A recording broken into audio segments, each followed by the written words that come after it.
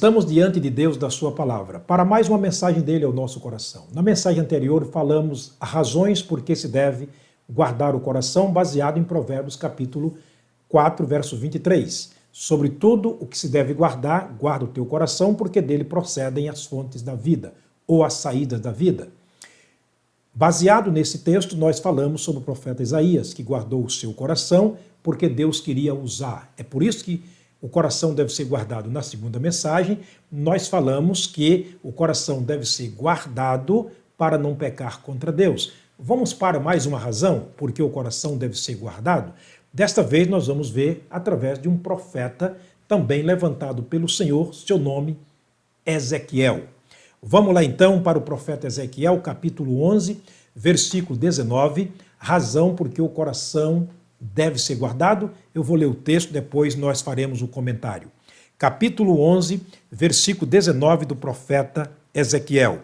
Deus falando: e lhes darei um só coração, e um espírito novo porei dentro deles. E tirarei da sua carne o coração de pedra, e lhes darei um coração de carne. A razão por que o coração deve ser guardado é porque Deus quer mudar o nosso coração. Quando nós guardamos o nosso coração com a palavra de Deus para não pecar contra ele, Deus vem e faz o trabalho de transformação. Deus é especialista em transformar o mal em bem. Ele é especialista em transformar ímpios pecadores em pecadores justificados, santificados para a sua honra e para a sua glória.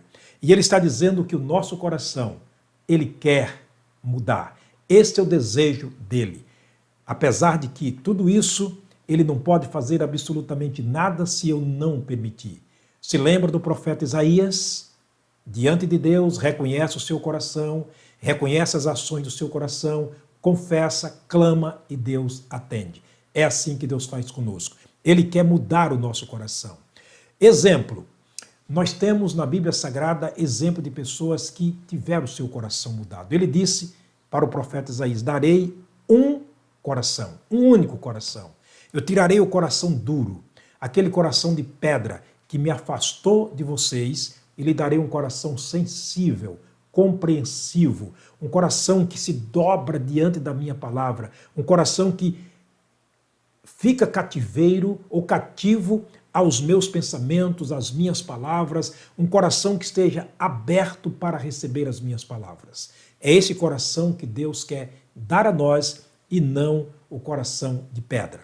Vamos ver esse exemplo, queridos, no capítulo 2 de Atos, na conversão dos primeiros crentes naquele trabalho realizado pela Igreja do Senhor Jesus em Atos, capítulo 2, após os discípulos e apóstolos serem revestidos do poder do Espírito Santo, autorizados para pregar as grandezas de Deus, o julgamento de Deus, apresentarem Jesus como Salvador do mundo, príncipe que veio, eles mataram, crucificaram, sepultaram, mas Deus o ressuscitou, fazendo o Senhor e Cristo. Depois que eles ouviram essa palavra, através de Pedro, as chaves do reino dos céus sendo usadas por Pedro para abrir as portas do reino de Deus, eles não perderam tempo. Seus corações foram mudados. Coração de 3.000 pessoas foram mudados. O capítulo 2 de Atos, verso 37, a Bíblia Sagrada diz o seguinte: e ouvindo eles isto, eu vou ler o 36 para dar ideia ao 37.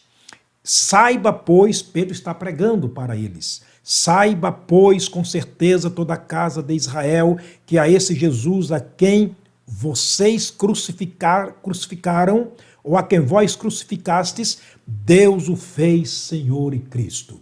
Agora o verso 37 diz: e ouvindo eles isto, compungiram-se em seu coração. Houve uma mudança no seu coração. Através da palavra de Deus ouvida, o seu coração começa a mudar. É por isso que Jesus Cristo diz: se de pregai o evangelho a toda criatura. E quando a altura da segunda parte do verso 37, e perguntaram a Pedro e aos demais: que faremos, irmãos? Naquele momento eles estavam se convertendo de coração. Acredite, a salvação de Deus começa no coração. A salvação de Deus não começa no intelecto. A salvação de Deus não começa na sabedoria do homem, na agilidade do homem. A salvação de Deus não começa pelas obras do homem. As obras são para revelar a salvação. A salvação de Deus não começa na capacidade humana. A salvação de Deus começa no coração através da palavra pregada, da palavra ouvida, crida, recebida e obedecida. Por isso a Bíblia diz: todo aquele que ouvir a minha palavra e crê naquele que me enviou tem a vida eterna. João capítulo 5, verso 24. Esse povo agora ouve a palavra de Deus, o seu coração é compungido, é atingido, é magoado, é machucado, é triturado pela palavra de Deus, e eles agora querem um novo coração. Na altura do verso, verso 41. Eu ia para o capítulo 4, mas eu quero antes o verso 41 do capítulo 2 ainda. De sorte que foram batizados os que de bom grado receberam a sua palavra, e naquele dia agregaram-se quase 3.000 almas. Querido, não coloque o carro na frente dos bois. Não beba o caldo antes de comer a carne. Olha o que a Bíblia Sagrada diz aqui. Que eles ouviram, os seus corações foram compungidos, eles perguntaram a Pedro o que devia fazer, Pedro responde: arrependei-vos, e cada um de vós seja batizado, para receberem o dom do Espírito Santo, que a nós também foi dado, e imediatamente eles foram batizados. A igreja está em segundo lugar. O reino de Deus está em primeiro lugar. A salvação vem em primeiro lugar. Antes do batismo, antes de tudo, vem a salvação de Deus para a alma.